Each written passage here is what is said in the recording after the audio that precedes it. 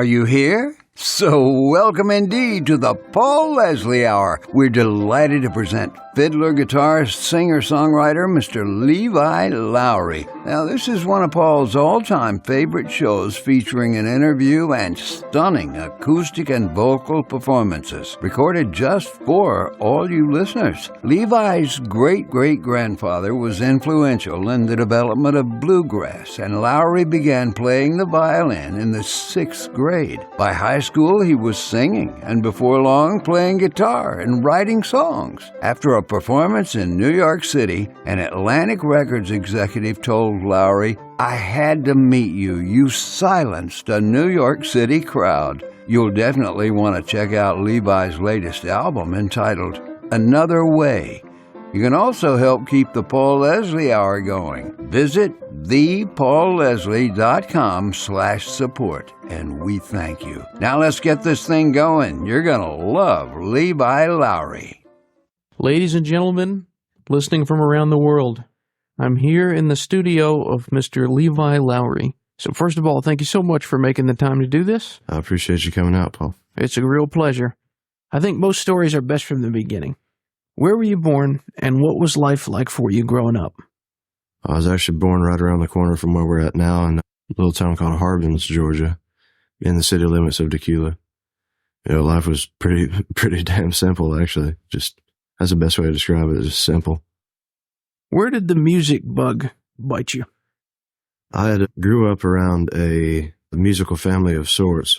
My great-great-grandfather was Gid Tanner from Gid Tanner and the Skillet Lickers, one of the first bands to sell 1 million copies, according to Zell Miller's book, Music in Georgia. So I grew up around old-timey North Georgia string band music, is what they called it. It was kind of a precursor to bluegrass. Every Friday night I was at a place called the Chicken House, trying to play fiddle. That's where I cut my teeth, playing with a bunch of, guys that were 30, 40 years older than me. Those were kind of my friends. That was my social life growing up, was just hanging out and playing music. So you play the fiddle, you play the guitar. We're surrounded by instruments. Tell us about the instruments you play. Pretty much any kind of stringed instrument, I can make my way around on it. I'm not a great drummer. There's a drum kit sitting right there next to you, but that's not mine. And we've been using that to record a little EP that we're doing here at the house. And I can't play piano. Drums or piano, pretty much out, but I fake my way around a little bit of everything else. Can you remember your early musical loves? Definitely one of the first bands that I really latched onto, oddly enough, was Lynyrd Skynyrd. They still remain one of my favorite bands of all time, and probably always will be. Can't fault you there. What about now, as your tastes have changed? Has there been people that you've discovered, certainly, but... Yeah, absolutely. Daryl Scott is a huge hero of mine. I've had a really diverse group of heroes growing up, I guess. First it was Ronnie Van Zant. Secondly, Mark O'Connor, fiddle player, one of the greatest fiddle players in the world, probably the best musician in the world, honestly, in my opinion. He's just a Texas fiddle player that got bored and started writing symphonies. He's just a genius.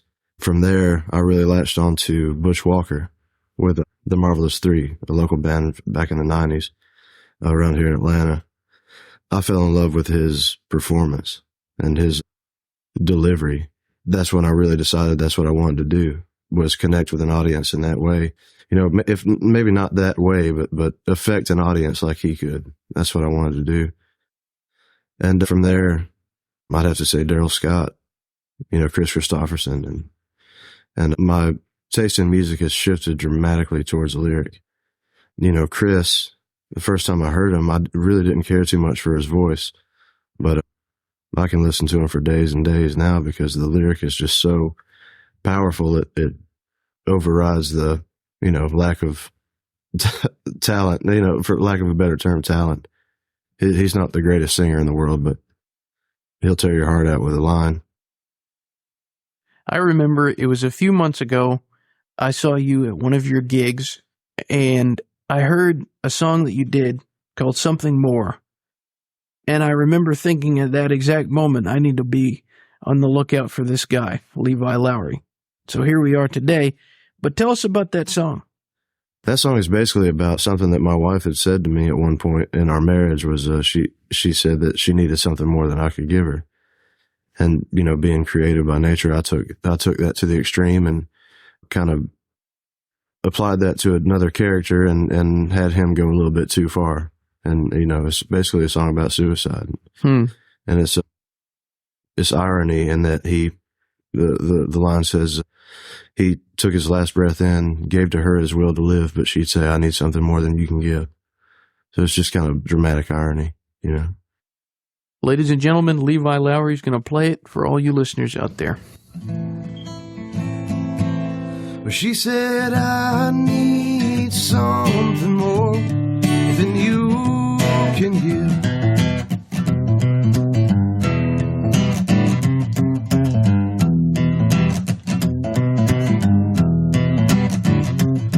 She packed her bags to leave him, did not stick around to say goodbye. Not a word was said, not a tear was shed. She slammed the door and peeled out of the drive. 10 years of fighting for a love gone wrong left him tired, scarred, and ready just to die. So he turned that bottle up on him, took 15 pills and closed his weary eyes. He took his last breath in, gave to her his will to live. She'd say, "I need something more than you can give."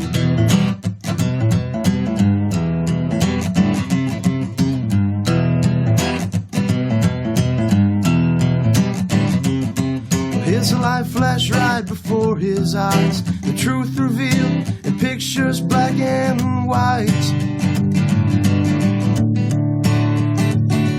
He saw the day that he met her, and he saw the dreams that he had sacrificed.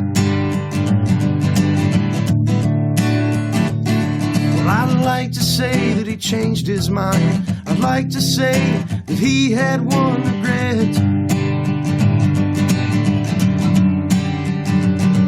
He welcomed death into his arms like the perfect lover he just ain't found yet.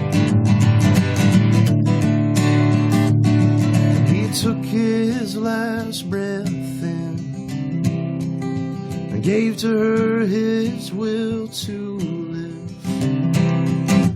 She'd say, "I need something more than you can give."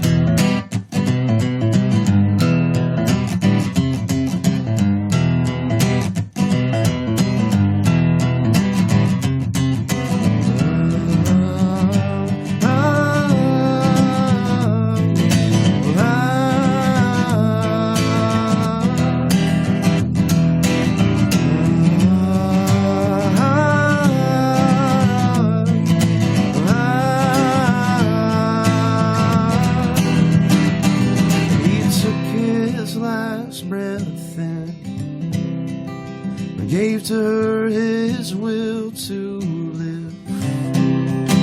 She'd say, "I need something more than you can give."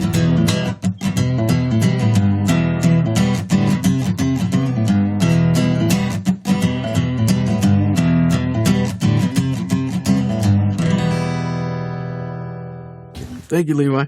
You have an association with a Georgia musician who's gaining in popularity, and rightfully so, and his name is Mr. Zach Brown. I was hoping you could tell us about meeting Zach and also about the fact that you're going to be playing some shows with Zach Brown coming up. Yeah, I met Zach Brown probably going on 5 years ago now, I guess, and I met him through Sonia Lee. I started playing fiddle for Sonia Lee.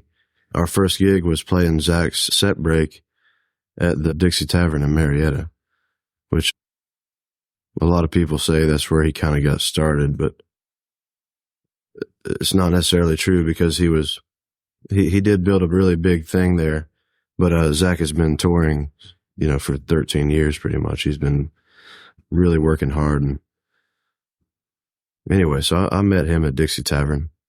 Basically he knew of me and I knew of him. We became acquaintances and friends, and he ended up hearing one of my songs, Rosalie and Otis, at Eddie's Attic. I was opening up for Daryl Scott, actually. He ended up coming out. He's a Daryl Scott fan as well and wanted to show support for me, so it came out a little bit early. And I played that song and looked down, and Zach and Shelley, his wife, were sitting there crying during that song. And it was shortly after that he approached me about wanting that song for a record. And one thing kind of led to another, and signed with his label, Southern Ground, and hitting the road with him this fall. So we'll be doing a little over 30 shows is what's on the books right now until the second half of December, starting the 24th. Very good. So tell us about that song, Rosalie and Otis. That song was written about an older couple that I grew up next door to in Harbins. They were kind of like my grandparents, but we weren't related. And it's basically about Otis passing away and how Rosalie dealt with it. And it's kind of their story. So I always tell people every word of the song is true. I just kind of made it rhyme.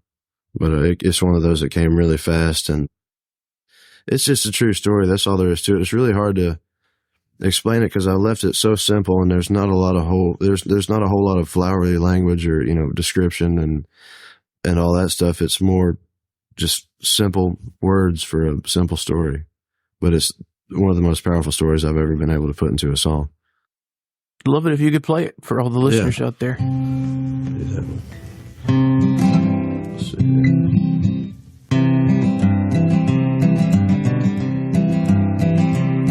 Well, Otis loved the bottle before he found Rosalie. She found a better man in him. They raised a family. When I met him, he was a preacher in the Southern Baptist Church, and I never heard him raise his voice. I never heard him curse. He just loved her in the morning till the sun went down at night. Yeah, Rosalie and Otis never left each other's side. As far as I can tell, that's love. That's exactly what I want. Will you love me when I'm sober? Will you love me when I'm not?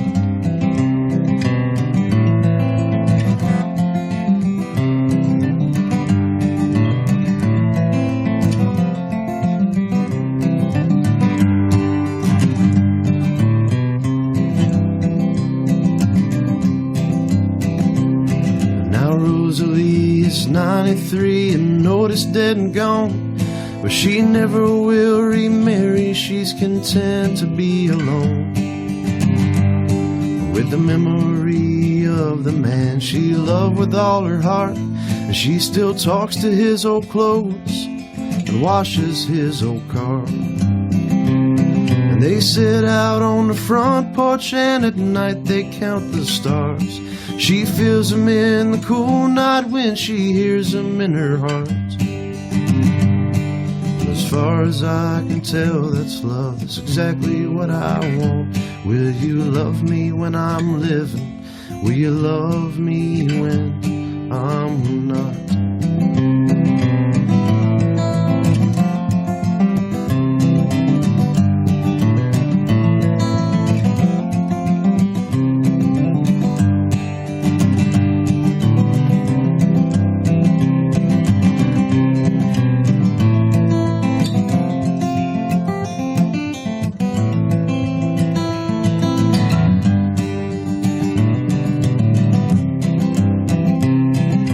Loved her in the morning till the sun went down at night.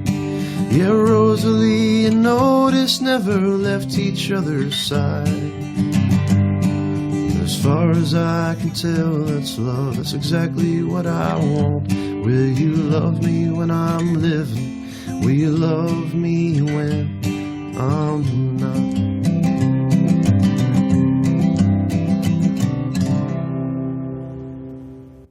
That was lovely. Thank you. I can see why he liked that song so much. I appreciate it. Great story. If you could put it into words, what is it that you like about music? I don't know if I can put that into words, man. I don't know. It's just something that I have to do, something I've always had to do. I wake up, thinking about it. I go to bed thinking about it. I just eat, sleep, breathe, drink music. That's just it. It's almost to the point where I don't even know how to define music anymore. That's just it. It just is. And it's just what I'm here to do. There's a show that you're going to be doing coming up at the fabulous Fox Theater in Atlanta, Georgia. And it's to benefit the Georgia Theater in Athens. Yeah. A legendary venue. It's been home to so many good times of me and everybody that's been there. So tell us about that gig. Man, I'm really happy for two reasons. One, I love the Georgia Theater, and I've had a lot of good times there as well. And loved playing it. They've always treated me good in Athens. And my band, when we first started out playing, if you wanted to know where we were playing at, it was somewhere in Athens. We played everywhere out there. Taste of World, Caledonia, 40 Watt, the theater, DTs. For years, we played DTs straight for about a year. We were probably there at least once a week. So I'm a huge fan of Athens in general, and I have a lot of friends in Athens, and I'm heavily involved in that music scene out there as well. That's one of the main reasons. Secondly, I never thought I'd be standing on the stage at the Fox. I'm really excited about playing that, and it's pretty much the house that Van Zandt saved. Really looking forward to standing on that same stage, for a good cause to boot. For a good cause. Yeah. And man, when you're standing up there, think about all of the legends that have graced that stage, man. I know. It's ridiculous. I never, like I said, I never thought I'd be up there. You're so humble. But it's going to be great. It's going to be incredible. There's a lot of really good musicians coming out, not just Zach. And, on the label is on Southern Ground, Zach signed myself, Sonia Lee, and Nick Cowan. So all three of us are hitting the road with Zach. So they'll be a part of the show as well at the Fox. We've also got Sean Mullins coming out. And there's talk of a few others that is exciting, but some are not confirmed yet, and some I'm not able to announce, and stuff like that. There's another song of yours called Wherever We Break Out. Wherever We Break Down? Break Down. Yeah. Tell us about that one. That song's about being evicted.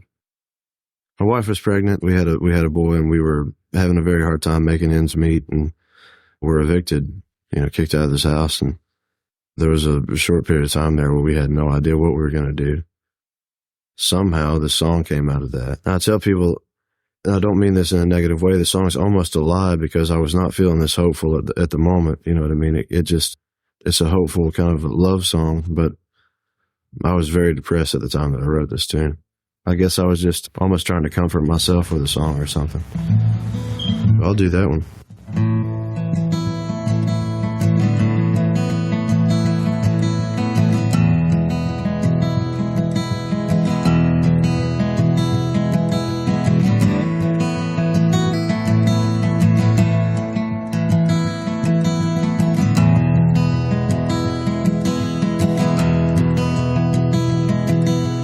We've been living here for nearly one whole year, and I have grown weary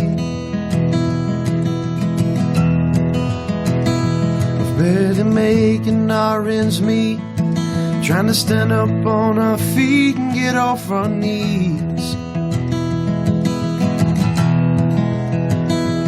But it never felt like home. Tell me why I fought so long for this poor man's castle. Guess we could borrow a little more. I could sell off some guitars, or we could lose this hassle.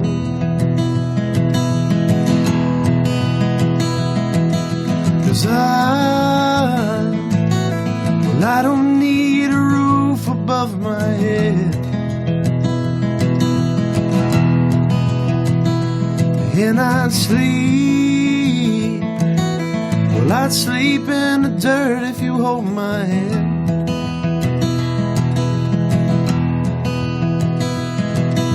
Wherever we break down, we'll make our stand.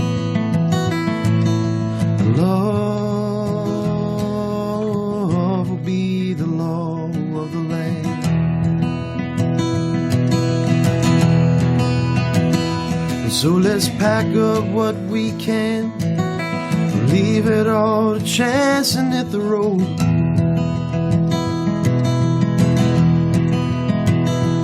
Maybe northbound for Montana, or south down to Savannah on the coast. 'Cause either way the skies are clear, and we could disappear without a trace.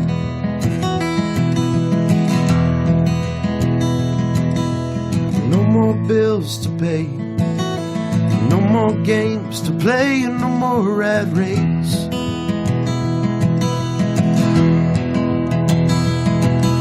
Cause I don't need a roof above my head, and I'd sleep in the dirt if you hold my hand.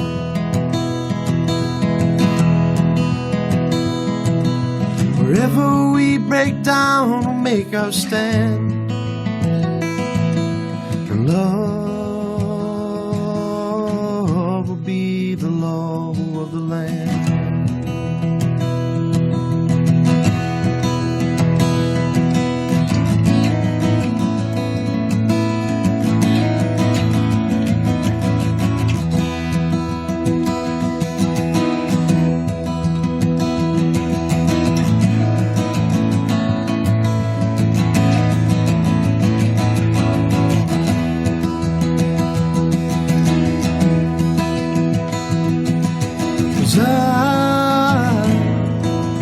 I don't need a roof above my head,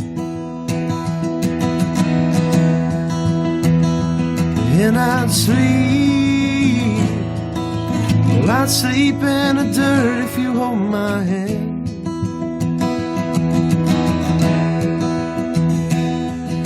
Wherever we break down, we'll make our stand. And love will be the law of the land.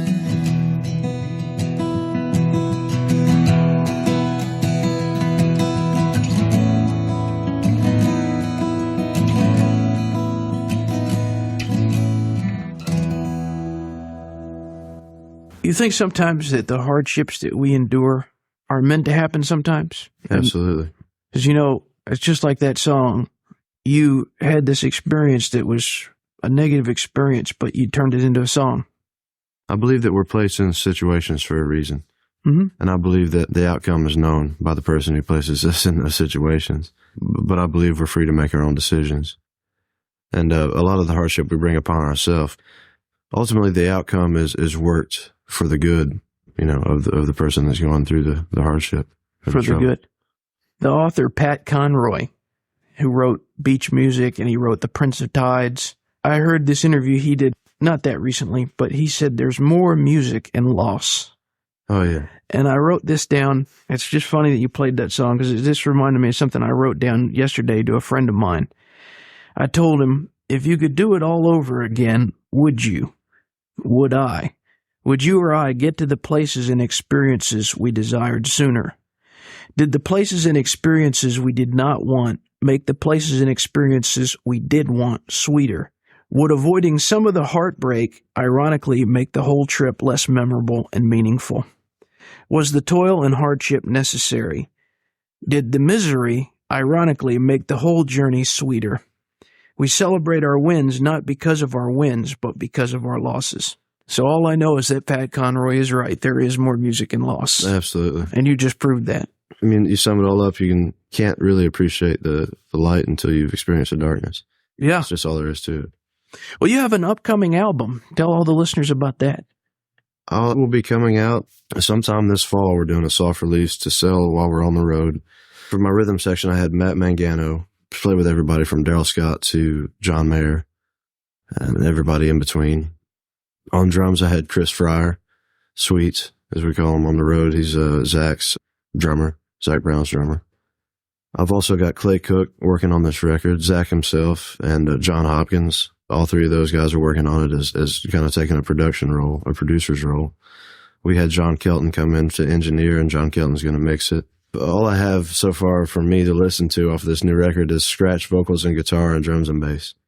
Clay's been working on it. A good friend of mine, Barry Waldrop, who's actually going to be hitting the road with us in the fall as well. He's been working on it. If it fails to meet my expectations, I would be very surprised. I'm very happy with the people that are on it. There's also talk of getting Daryl Scott involved on it, play a little bit, which I'm thrilled about. Well, maybe you'd like to give us a sneak preview of one of the songs. One of the songs on there is called Indictment Number 2. Yes. Let's hear about that song, and then maybe you'd like to play it. Absolutely. Well, Indictment Number 1 was on the record I've Held the Devil's Hand, which is on iTunes now. And Indictment Number 1 was centered around American Christianity, and got the title basically from Martin, who went around hanging up indictments on everybody's wall back in the the Reformation days. This song is more about American society, but it takes the same approach. It's called Indictment Number 2. It's just a satire is all it is. I was listening to a lot of Todd Snyder at the time that I wrote this, and so God bless Todd Snyder. Yeah.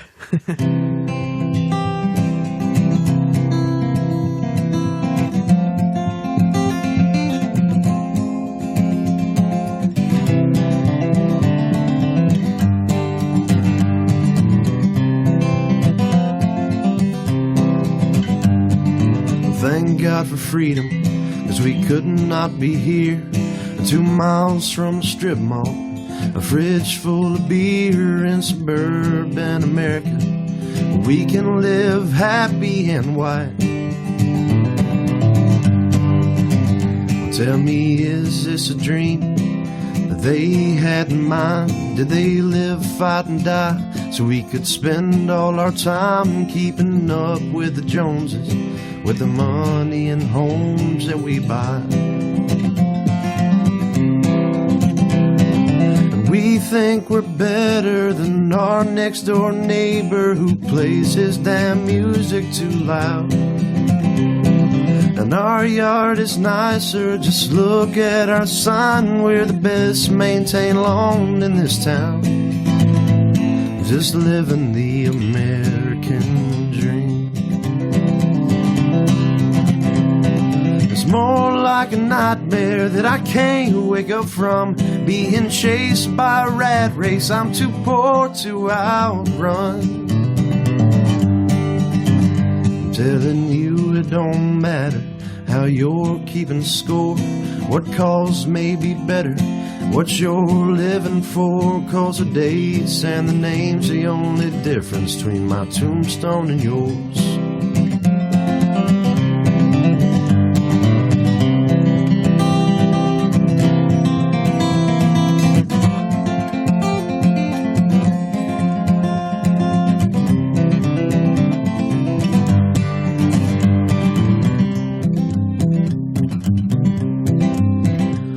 The city, there's mansions right down the road from a cardboard box village where we turn up our nose on the way to the nightclub. I hear it's the place to be seen, and I know it's cliche 'cause it's most likely true. Before the grace of God Almighty, well, that could be you begging for some change so you can get a little something to eat. But all we can think of whose bed we'll end up in so we can impress all our friends. So let's drink one more round to peace, love, and fast food, and all of the money that we spend just living the American dream. It's more like a nightmare that I can't wake up from, being chased by a rat race I'm too poor to outrun. I'm telling you it don't matter how you're keeping score, what cause may be better, what you're living for, 'cause the dates and the name's the only difference between my tombstone and yours. Yeah, the dates and the name's the only difference between my tombstone and yours.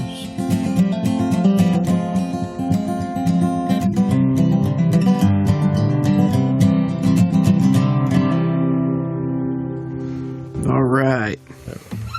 Clever song, Levi. I appreciate it. I have a few more questions. When somebody listens to you performing, or when they listen to one of your recordings, what do you hope the listener gets out of that? I hope they find somebody they can relate to, honestly. I found an old journal from when I was in, let's see, I think it was my freshman year of high school or something like that. I'm not sure, but I was younger anyway.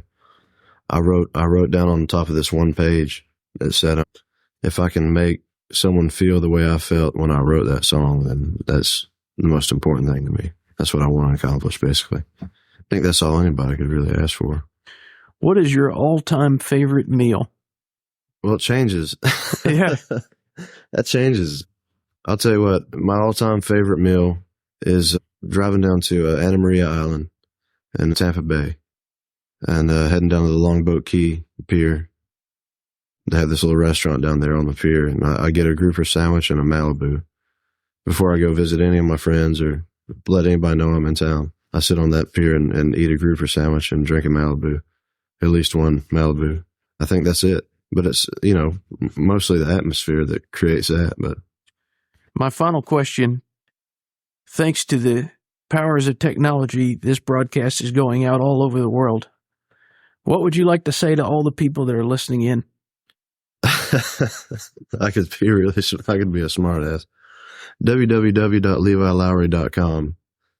I can't fault you there. No, let's see. Go support local music. I think that'd probably be the best thing I could say. Just go see a live show. I hear stories about the 70s all the time, the music scene, and I'd really like a return to that. I'd really like a return to doing things that way and going out to a venue not to dance and drink, but to go see a band. And I see it shifting that way. And so I guess that's what I would tell everybody. Support local music, no matter where you're at. Go find a band and, start stalking them.